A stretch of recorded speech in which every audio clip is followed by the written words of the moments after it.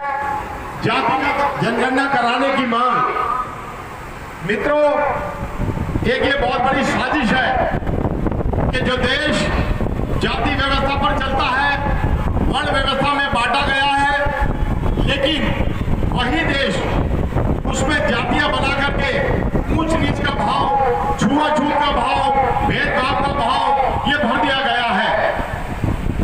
तो दोस्तों, इससे क्या हुआ है कि समाज के अंदर कुछ लोग जिनके हाथ में सत्ता है, शासन है, प्रशासन है, कुल भारत के कुल पैसे का लगभग 80% उनके हाथ में है, वही जुडिशरी में है, न्यायालयों में है, मीडिया में है, राजनीति में है।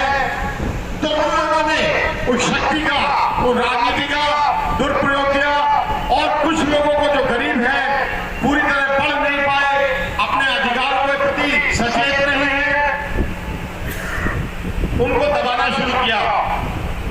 आपको याद होगा 3 साल पहले, 3.5 साल पहले 2018 में इसी सरकार ने अनुसूचित जाति जनजाति अत्याचार निवारण एक्ट को लगभग खत्म कर दिया था। उसी वक्त हमारे जैसे जो बेचारे समाज सेवी इस चीज को समझते हैं कि एक भाग जो गरीब लोगों को दी गई है उसको छीना जा रहा है, तो हमने लखनऊ के काशीराम समर्थी उपवन में अपने अनुसूचित जाति जनजाति पिछड़ा वर्ग और अल्पसंख्यक वर्ग के अपने बहन भाइयों को जोड़ा और 2 अप्रैल को पूरे भारत में चक्का जाम किया और सरकार को मजबूर किया कि सरकार उस कानून की बहाली करवाए। तो हम जब तक विरोध नहीं करेंगे हमें कुछ नहीं मिलेगा। और उन सब किसानों का भी बहुत बहुत धन्यवाद जिन्होंने 14 महीने तक दिल्ली के बॉर्डर पर बैठकर लगातार अपने अधिकारों की अलग जगह रखी। उन्होंने सरकार को मजबूर किया कि तीनों काले कानून वापस ले।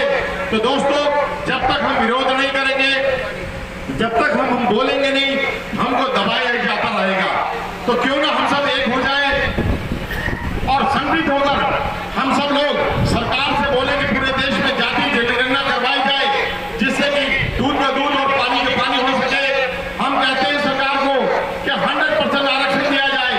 अगर इस देश में ब्राह्मण 3.5% है, उसको 3.5% का आरक्षण दिया जाए। हम बोलते हैं अगर ठाकुर 4.5% है, उनको 4.5% का आरक्षण दिया जाए। और अगर 2% बनिया समाज है, उनको 2% का आरक्षण दिया जाए। लेकिन अगर अनुसूचित जाति 21% है, उसको 21% का आरक्षण दिया जाए।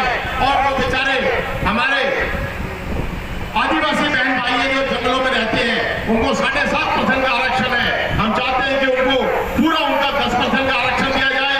लेकिन ओबीसी के साथ तो बहुत ही ज्यादा छलावा धोखा हो रहा है। हमारे ओबीसी भाई, उनको 27% का आरक्षण प्राप्त है, जबकि देश के अंदर उनकी आबादी 60% है।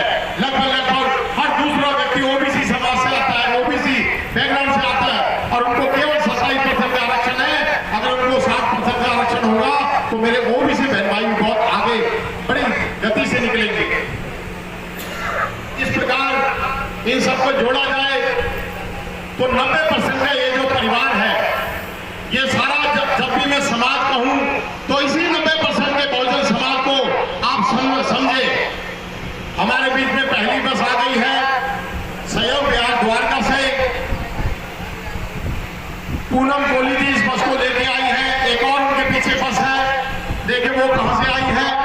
तो मित्रों, जब तक हम अपने समाज के उन लोगों का कहा नहीं मानेंगे जो कि आपका भला चाहते हैं, तब तक आप संगठित नहीं माने जाएंगे। बाबा साहब ने भी जो 3 मंत्र जिसमें पूरे ब्रह्मांड का ज्ञान है आपको और हमको दिए हैं कि सबसे पहले तो शिक्षित बनो। मित्रों, जब तक हम शिक्षित नहीं बनेंगे तब तक जो है हम नहीं पहचान पाएंगे हमारा कौन है, पराया कौन है, हमारे लिए क्या अच्छा है, क्या बुरा है। क्योंकि बाबा साहब ने बोला है कि शिक्षा तो शेरनी का वो दूध है कि जो भी पिएगा वो दहाड़ेगा। तो मित्रों, शिक्षित और बनना है, उच्च शिक्षित और बनना है। दूसरा, हमें संगठित होने की बात बाबा साहब ने कही है। संगठित होने की बात अंग्रेजों ने भी कही थी। अंग्रेजों ने क्या बोला था? United we stand, divided we fall. अगर संगठित रहेंगे तो हम जो है अपनी मुश्किलों से निजात पा जाएंगे। तो दोस्तों, बाबा साहब का दूसरा मंत्र था संगठित रहो। क्यों? क्योंकि एक अकेले व्यक्ति को कोई भी उसके ऊपर अत्याचार कर सकता है, उसकी हत्या कर सकता है, लेकिन जहां 1 लाख व्यक्ति खड़े हो जाएंगे वहां अच्छे लोग जो है पीछे हट जाएंगे और जो अत्याचारी हैं वो दुम दबाकर भागेंगे। तो हमें संगठित होना है और जो संगठित होंगे